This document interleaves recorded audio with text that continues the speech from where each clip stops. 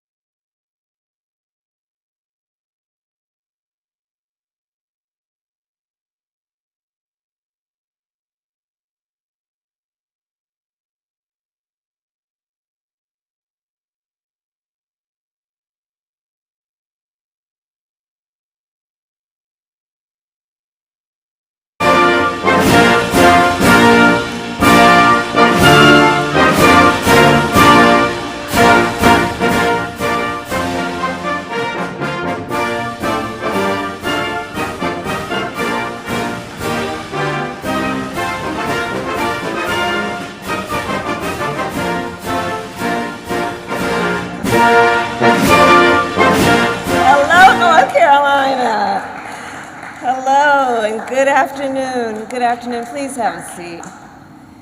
Good afternoon. It is so wonderful to be back in North Carolina, and I just want to thank you, everyone. Vanessa, your story is extraordinary, and thank you for all you have accomplished. You are truly a role model for so many.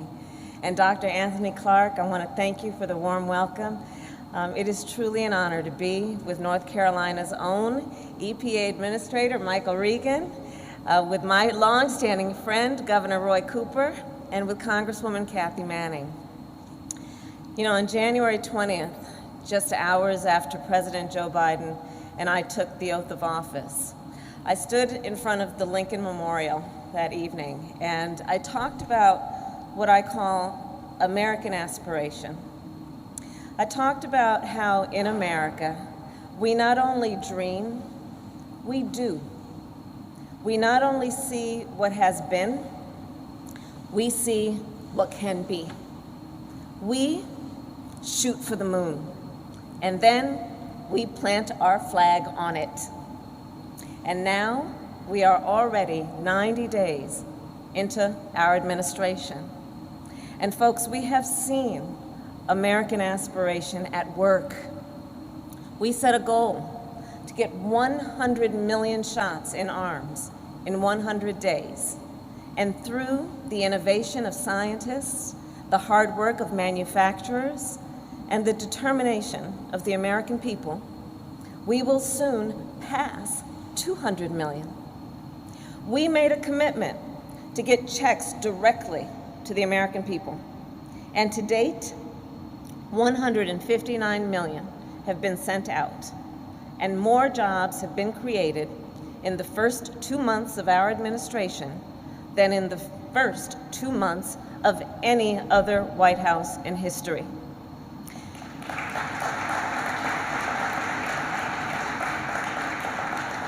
Help is here. Help is here. And hope is here. And things are looking up. Schools are seeing their grandchildren in person. We are delivering real relief. And the American people are now able to breathe easier and sleep better. And we are not done.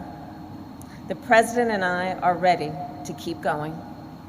And we are not going to take it slow. And we are not going to take it one step at a time. Nope.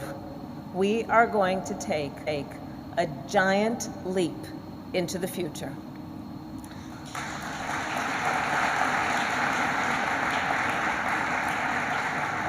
And so that is what the American Jobs Plan is all about.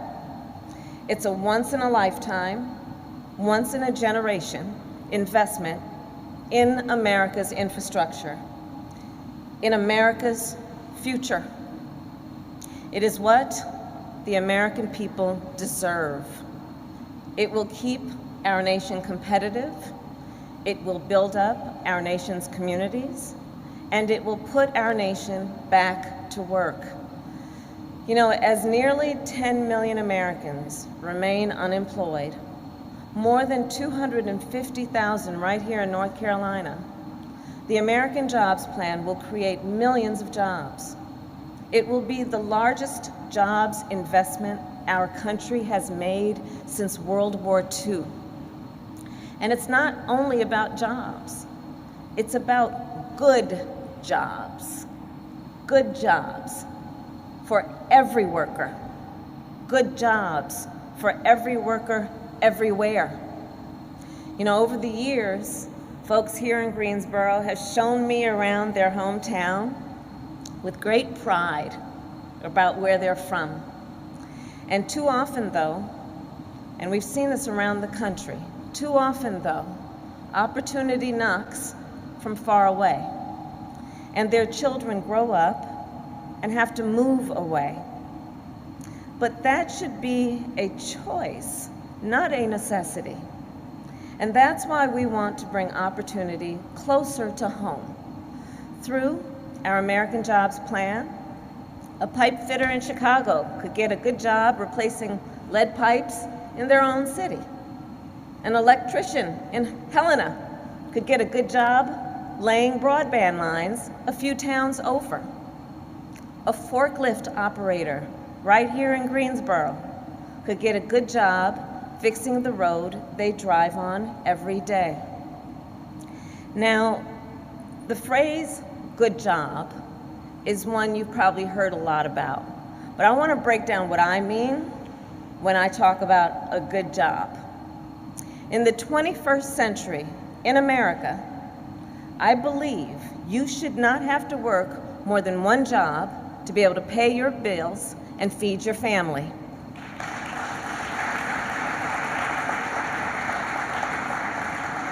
One good job should be enough. At a good job, you shouldn't have to worry about your safety. You shouldn't have to worry about whether you have the ability to get a good life because you might have to go in debt for a diploma that promises a decent paycheck. It's pretty simple. A good job allows people the freedom to build the life you want, to reach as high as you want, to aspire. That's what a good job does. And good jobs are what the President and I will create with the American Jobs Plan.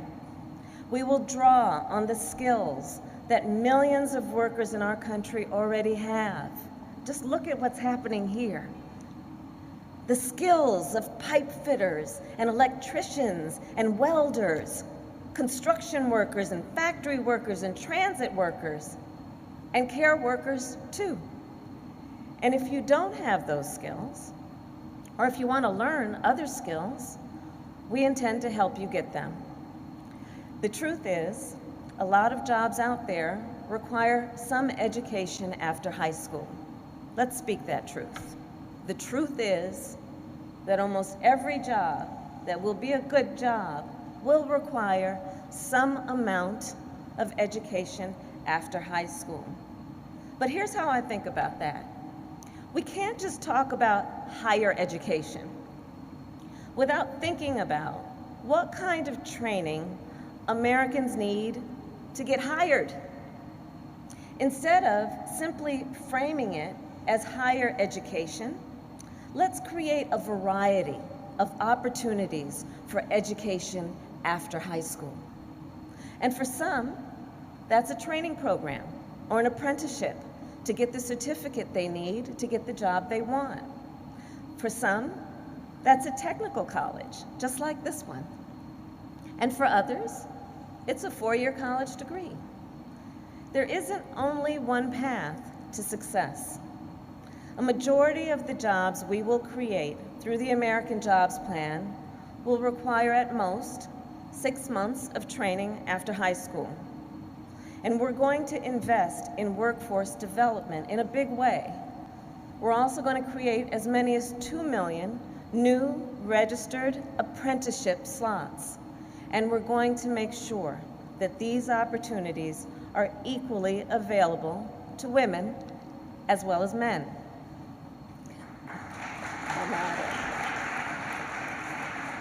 Because there's an interesting fact, in case you didn't know, hard hats are actually unisex. Everybody's laughing. So now the best way, I also believe, to get a good job is through a strong union. Union members have better pay, better health care, better retirement, better protections on the job. I believe every worker in America deserves the ability to organize or join a union. And there's another thing about American jobs and the American Jobs Plan. It will not only create good jobs, it will have a big impact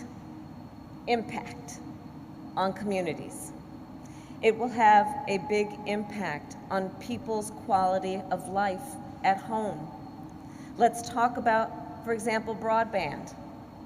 The world runs online, and yet millions of Americans, many of whom live in rural America, do not have access to broadband, and if they do, it is not affordable. Broadband impacts our economy. It impacts our education system, our healthcare system. And I'm talking about small business owners who don't have the literal bandwidth to grow their businesses. Students who can't study at home, who have to drive to the local McDonald's, to the parking lot to get access to their Wi-Fi. Seniors who haven't seen their doctor because in the middle of a pandemic, telemedicine is not an option for them. The President and I are determined to make sure that every person in our country can access broadband and afford it. Let's talk about water. There are more than 1 million miles of pipes that deliver drinking water to homes across America. For as many as 10 million American families, many families of color, those pipes are made of lead. So here's what drinking water from a lead pipe can do to the human body. For adults, it can increase your blood pressure and decrease kidney function. For children, it stunts growth and can cause damage to the brain. In fact, the Centers for Disease Control, they're quite clear when they say lead exposure harms our children. That is why we are going to replace every lead service line in our country and invest in our country's water infrastructure.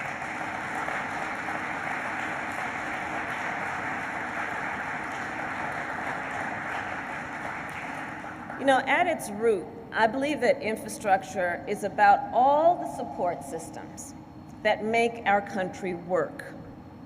Roads that keep us moving, water that keeps us healthy, broadband that keeps us connected, and care, childcare, home care. Because here's the thing. Think about it. Care, childcare, home care keeps us working. It keeps working people working. Just ask any parent who has been home with their kids for the last year. Ask anybody who has been caring for their mother or their father for the last year. Care should be readily available and affordable to working people.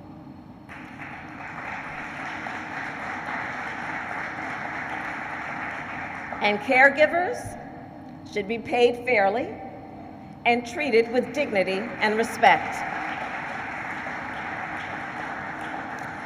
And small business owners who run child care and home care businesses must be fully supported.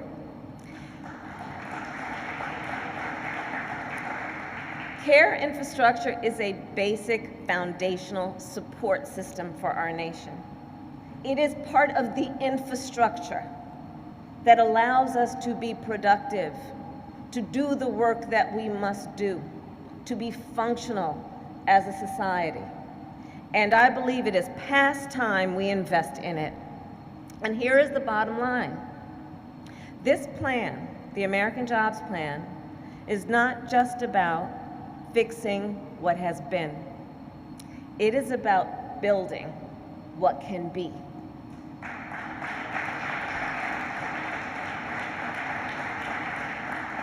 And I do believe this then is the very definition of American aspiration.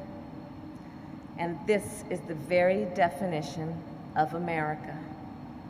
The capacity of our nation has never been in question. The ingenuity of our nation has been the envy of the world. That was true when we built the Transcontinental Railroad. That was true when we brought electricity to every household in America. That was true when we raced to the moon. And that will be true when the United States Congress passes the American Jobs Plan.